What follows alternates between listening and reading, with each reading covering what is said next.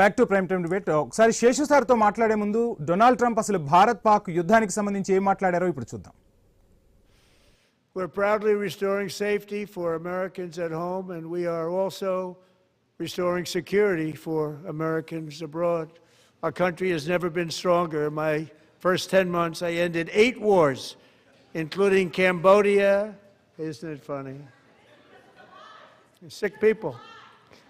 Cambodia and Thailand, Pakistan and India would have been a nuclear war. 35 million people said the Prime Minister of Pakistan would have died if it were not for my involvement.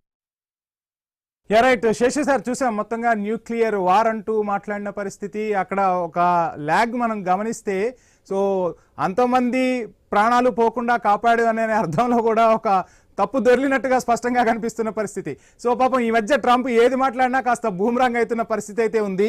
So ఏంటి అసలు Trump వ్యాఖ్యలను ఎట్లా చూస్తున్నారు sir? అందరికి నమస్కారం. వంశీ, ఇప్పుడు మీరు Trump మాట్లాడిన అమెరికన్ యాక్సెంట్ లో మాకు అతను మాట్లాడింది వినిపించారు. తర్వాత ఈ లైవ్ డిబేట్ స్టార్ట్ అవుతున్నప్పుడు ఇంట్రోలో ఓపెనింగ్ రిమార్క్ లో మీరు ఓ మాట అన్నారు. ఏమన్నారు? డొనాల్డ్ ట్రంప్ కొత్త రాగం ఎత్తుకున్నాడు అని అన్నారు కదా? రైట్. కొత్త రాగం ఏం కాదు, పాత రాగమే కొత్తగా పాడిండు.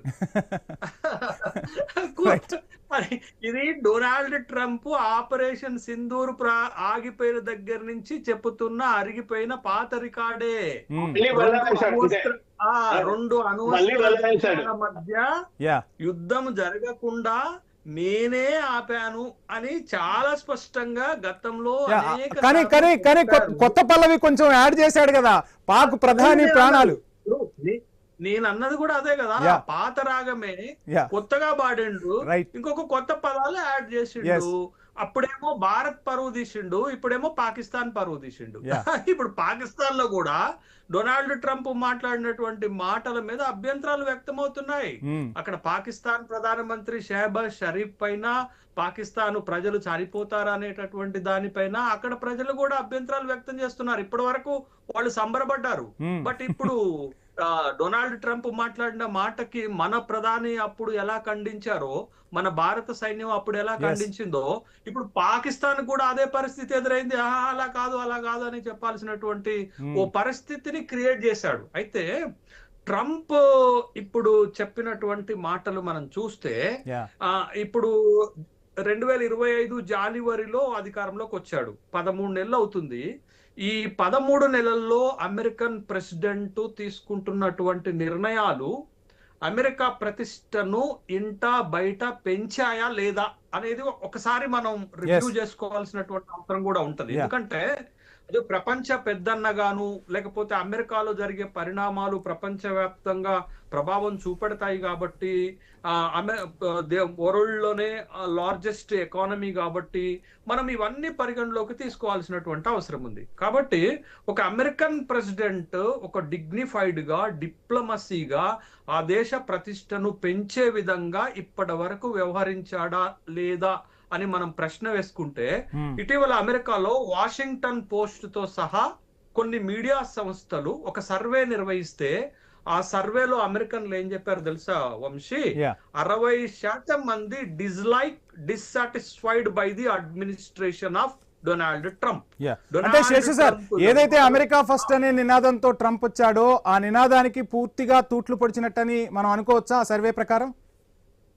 లే, ఇప్పుడు ద వెర్షన్ ఆఫ్ ట్రంప్ చూస్తే, నేను ఈ 13 నెలల్లో ఏం చేశాను అనేది చెప్తున్నాడు. 10 నెలల్లో 8 ఇద్దాం అని నేను నానే కొనసాగిస్తాను.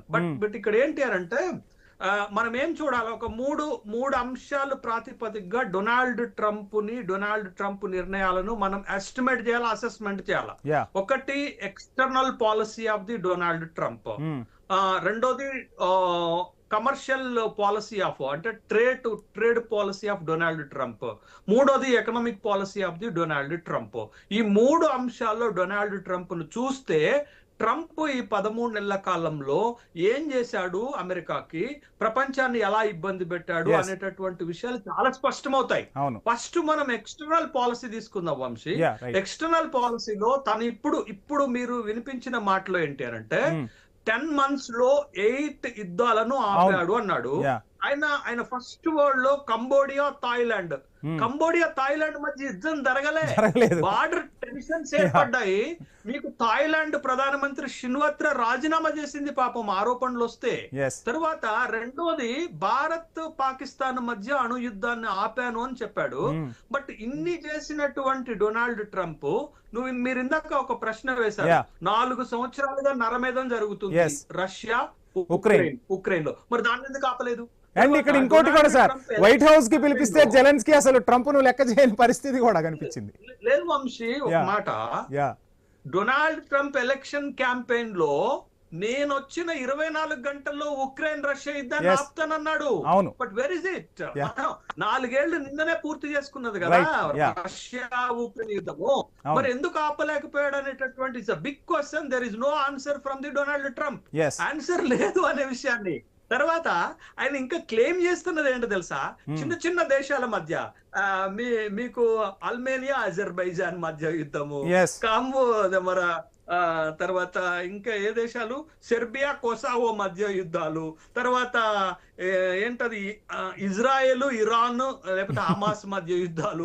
బట్ వీటిని ఆ దేశాల్లో ఉన్న జనాభా ఎంత, ఆ దేశాల్లో ఉన్న టెన్షన్ ఎంత, ఆ దేశంలో ఒకళ్ళ యుద్ధం గంట జరిగితే ప్రపంచమే పడే ప్రభావం ఎంత.